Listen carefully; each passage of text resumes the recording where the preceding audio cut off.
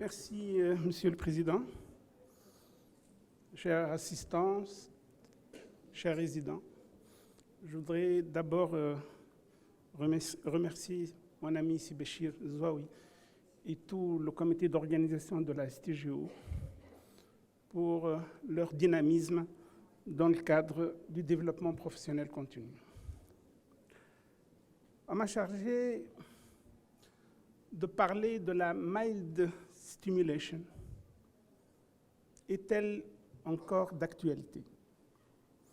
Quand j'ai vu le titre, je me suis dit peut-être que je ne suis pas les informations, que je n'ai pas pu participer à l'enterrement de la mild stimulation.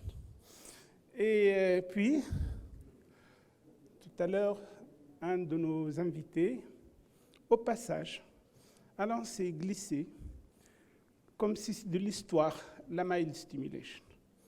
D'abord, je voudrais préciser que je ne suis pas membre de l'Association internationale de la médecine douce dans le domaine de la PMA. Et que deuxièmement, je n'ai aucun conflit d'intérêt par rapport aux molécules, en l'occurrence les gonadostimulines. Et pour aborder ce sujet et attirer votre attention, je dois compter sur les 3 composantes d'un médecin. C'est qu'il doit être scientifique. Donc tout devrait se baser sur l'évidence-based médecine. Qu'il est compétent, je n'ai pas de doute, parce que c'est l'expertise quotidienne, mais qu'il est socialement responsable. Et c'est cette approche-là, combinée à la science, qui va me permettre d'être à l'aise pour présenter cette communication, cette conférence. Je voudrais rappeler que le budget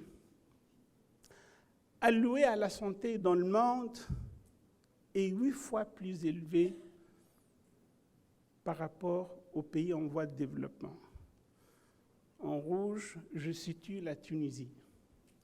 Et tout ce qui est bleu et un peu plus foncé, c'est relativement une minorité qui, malheureusement, décide et trace la stratégie mondiale dans le domaine de la médecine, tel que je peux le prouver à travers 2 diapositives que j'ai prêtées de la part de mon équipe.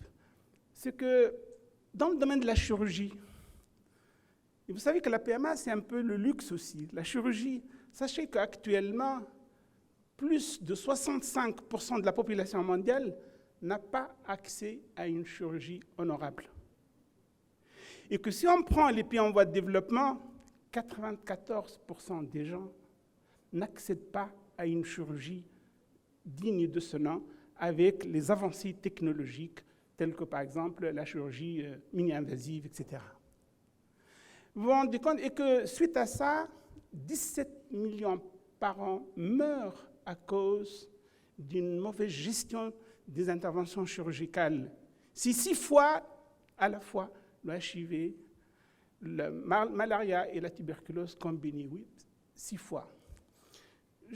Mon thème n'est pas la chirurgie, mais c'est pour vous dire combien c'est important que dans la conception de la mild stimulation, et pour couvrir le maximum de population mondiale sans être égoïste, on a besoin d'un seul enfant en bonne santé. On vise d'abord une mère qui quitte l'hôpital sans complications et un coût raisonnable.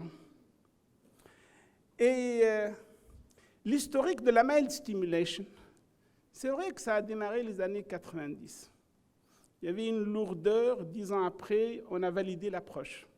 On en a parlé avec suffisamment d'études. 2010, on a pu évaluer les protocoles spécifiques à la mild stimulation. Et puis, il y a eu un ralentissement jusqu'à une date, c'est fin 2017, cette étude qui servira tout à l'heure de support, l'essai optimiste, comparant la mild stimulation à la stimulation conventionnelle, qui est la première étude de grande multicentrique, randomisée, contrôlée, et la plus puissante à l'échelle mondiale. Alors, je rappelle tout simplement, parce que l'assistance est hétérogène, que la mild stimulation, il y a deux protocoles en gros.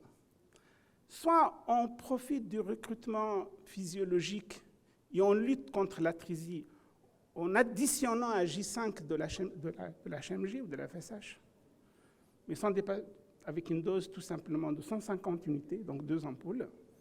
Puis à partir d'un follicule dominant de 14, on ajoute l'antagoniste selon les critères classiques jusqu'aux critères de déclenchement.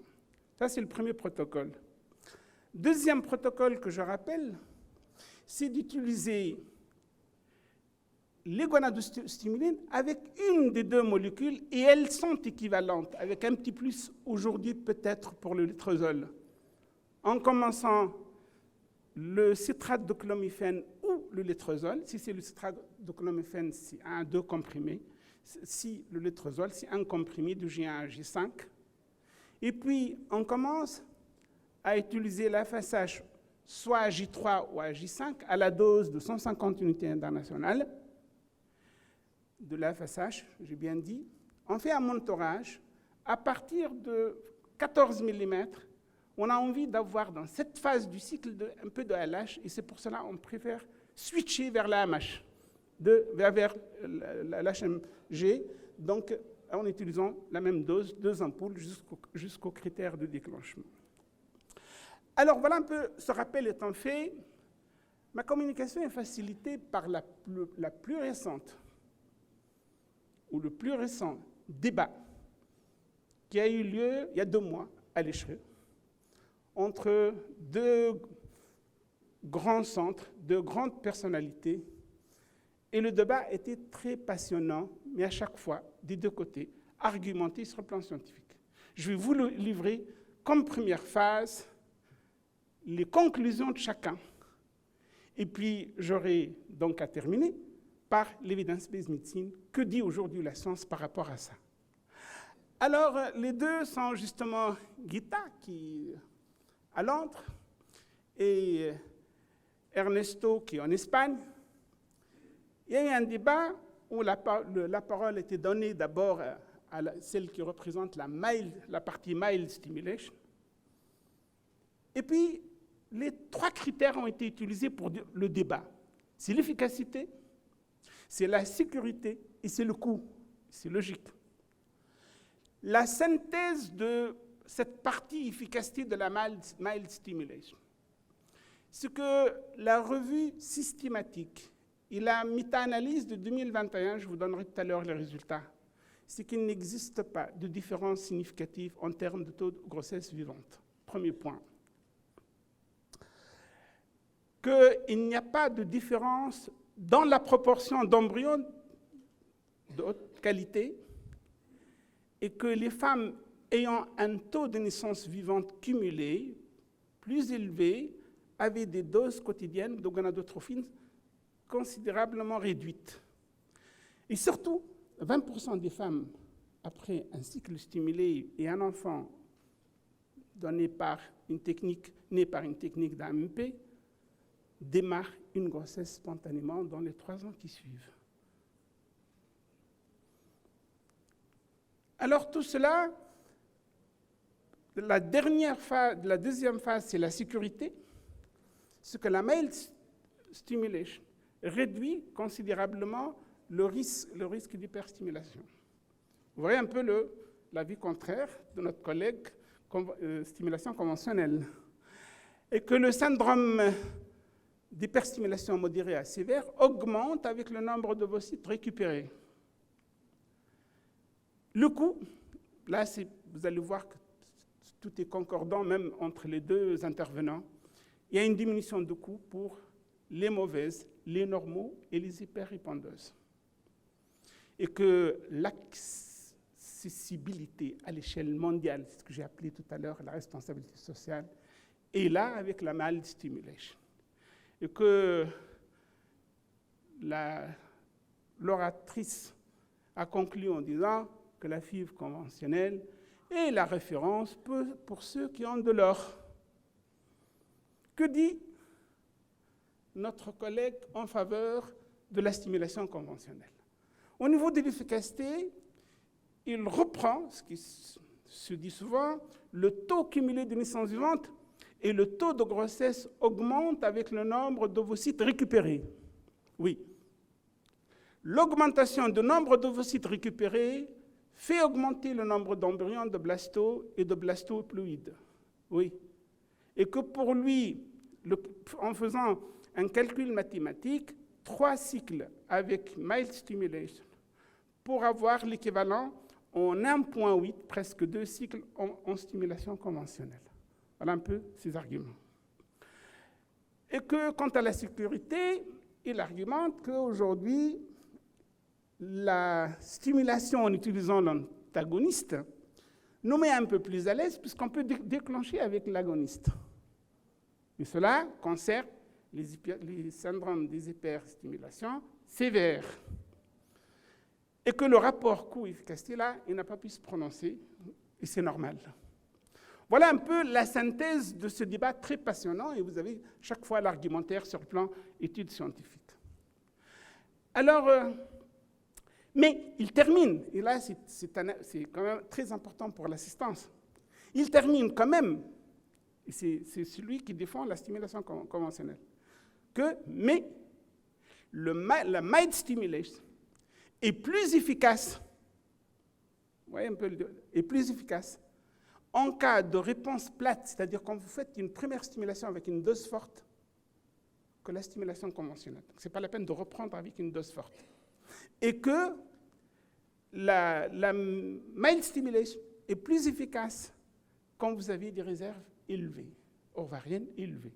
Donc, à la limite, chmzia, parce que vous avez suffisamment de follicules, donc c'est clair. Là, c'est ce qu'il conclut, c'est sa conclusion à lui, donc, dans la partie stimulation conventionnelle. Alors, l'evidence-based medicine. Bien sûr, je ne vais pas reprendre l'historique de la mild stimulation, mais je dis tout simplement, faisant déjà le point à partir d'une méta-analyse, parce qu'on a maintenant suffisamment de recul pour faire une méta-analyse en récoltant les essais randomisés contrôlés. Et ça a été fait et publié en 2021, et je vous livre l'objet. Il y a donc, sur les méta-analyses, on a sélectionné 31 essais contrôlés randomisés. Et on a comparé les 150 unités de FSH, donc dans le cadre de la mild stimulation, à la stimulation conventionnelle. Et les résultats ont été jugés par rapport au coût-efficacité chez les patientes décrites comme étant hyper-répondeuses, et 15 essais randomisés par rapport à ça, 14 normaux-répondeuses et 14, justement, essais randomisés contrôlés, et puis les mauvaises répondeuses, il y a 2 essais contrôlés randomisés. Et voilà les résultats.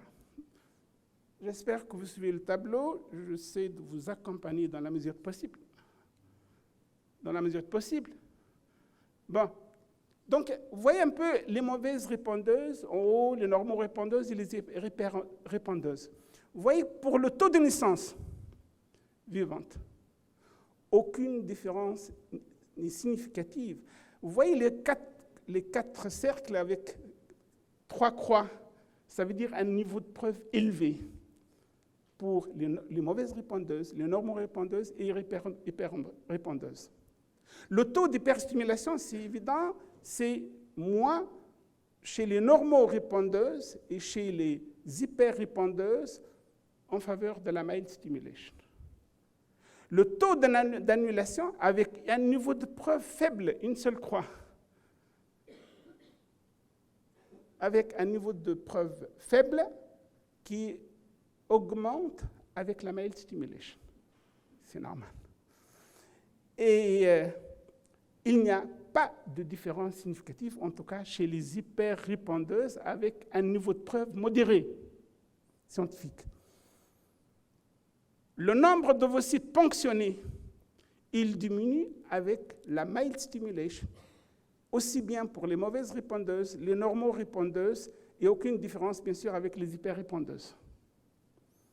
Et puis, le nombre d'embryons de haute qualité, aucune différence avec un niveau de preuve au moins modéré pour les 3 classes, que ce soit mauvaises, normaux ou hyperrépondeuses. Et puis, la dose de gonadostimulines, là, c'est très évident, tout est en faveur de la stimulation douce, et c'est normal. Voilà un peu cette première approche qui a rassemblé toutes les études contrôlées, randomisées sur le sujet. Puis après,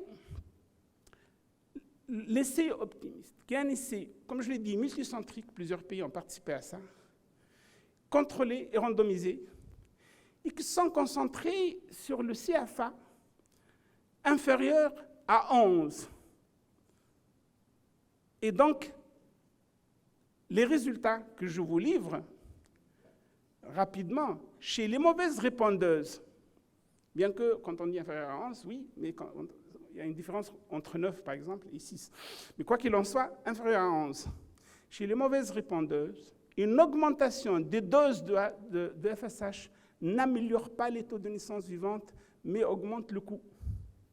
Une donnée claire. Et que les médecins doivent accepter, et c'est peut-être la mission la plus difficile, je ferai ma conclusion là-dessus, les médecins doivent accepter que la prescription de doses de FSH supérieures aux normes chez les patientes qui répondraient mal au traitement n'est pas efficace. Et c'est une donnée fondamentale qui est retrouvée dans les essais et dans l'essai optimiste. Et qu'on a pris aussi, là c'est le côté, les hyperrépondeuses, on s'est concentré aussi les CFA au-delà de 15. Et avec un suivi de 18 mois, toujours c'est l'essai contrôlé et randomisé et multicentrique, c'est ça un peu la puissance de cette étude, et qui, je vous livre aussi les conclusions. Une réduction, là on a pris par rapport aux hyperrépondeuses, parce que tout à l'heure j'ai vu au niveau de la publicité qu'il y a les stylos, et que donc on va pouvoir gérer un peu entre 150 et 100. L'étude s'est concentrée pour comparer, dans les hyperrépondeuses, c'est normal, on démarre souvent avec 150. Mais ils ont comparé 100 à 150. Et vu le coût, 50, ça coûte. Et puis, voilà les conclusions. Une réduction de la dose de FSH chez les hyperrépondeuses n'influence pas le taux de naissance vivante. Kif, kif. Deuxièmement, l'utilisation d'une dose réduite de FSH à 100 unités au lieu de 150 unités ne réduit pas le risque d'hyperstimulation ovarienne. Et c'est honnête. C'est-à-dire que ce n'est pas parce qu'on a diminué de 50 qu'on va réduire le risque d'hyperstimulation ovarienne. Et qu'aucune différence significative en termes de rapport coût-efficacité. Ça se corrige. Finalement, ce n'est pas significatif au niveau du coût, même si ça a l'air de se réduire de 50 unités de FSH. Alors, après cette étude optimiste, comme je l'ai dit, qui était la plus puissante, les gens se sont intéressés, et c'est pour cela tout à l'heure je vous ai parlé un peu de la carte géographie du monde, se sont intéressés à l'effet sur les médecins de l'evidence-based medicine que je viens de vous raconter. Et là, il s'est posé la question, faisons-nous confiance aux preuves scientifiques? Est-ce que c'est vrai dans la vraie vie? Et là, une analyse rétrospective. Avant optimiste et après optimiste. On voulait voir quel changement au niveau des résultats et quel impact au niveau de la pratique médicale.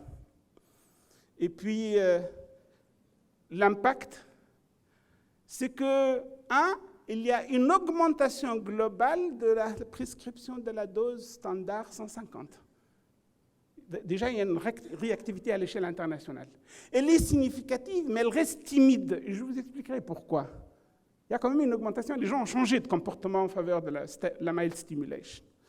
Et une diminution de la dose globale, surtout pour les doses élevées 300. C'est maintenant de l'acquis, en tout cas personne, pourtant on assiste dans des congrès, on dit 600 poules. Là, c'est très clair, aucun n'ose aujourd'hui ajouter plus que 300 unités de FSH.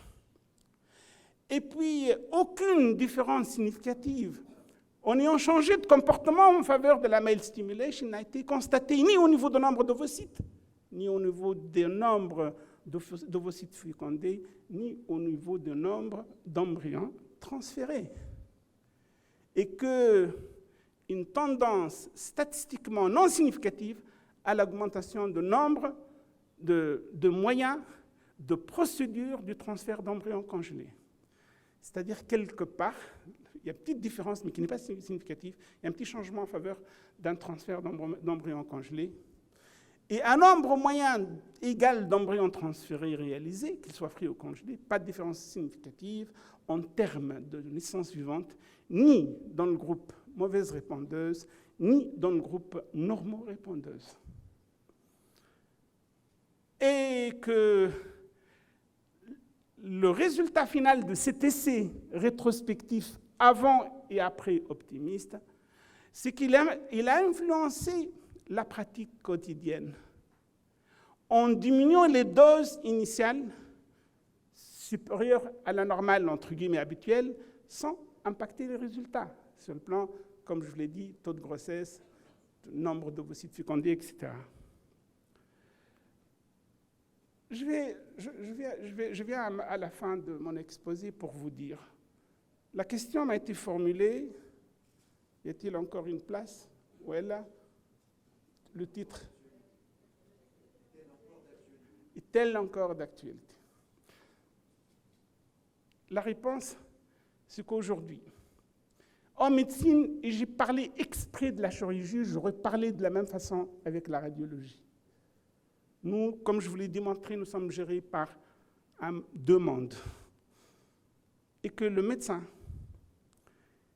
il ne change pas facilement en fonction des données scientifiques. Parce qu'entre autres, c'est peut-être mon mot-clé, on n'est pas en train de faire de la sorte pour faire diffuser, utiliser le moyen approprié pour changer les habitudes.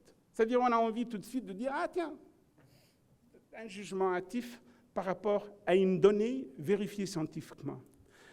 Donc, je suis face à un auditoire scientifique, compétent et responsable sur le plan social. Allons-nous changer notre pratique clinique en fonction de l'évidence-based medicine? Ou allons-nous conserver nos propres convictions, comme c'est de la religion, sans base scientifique? Et je vous remercie pour votre attention.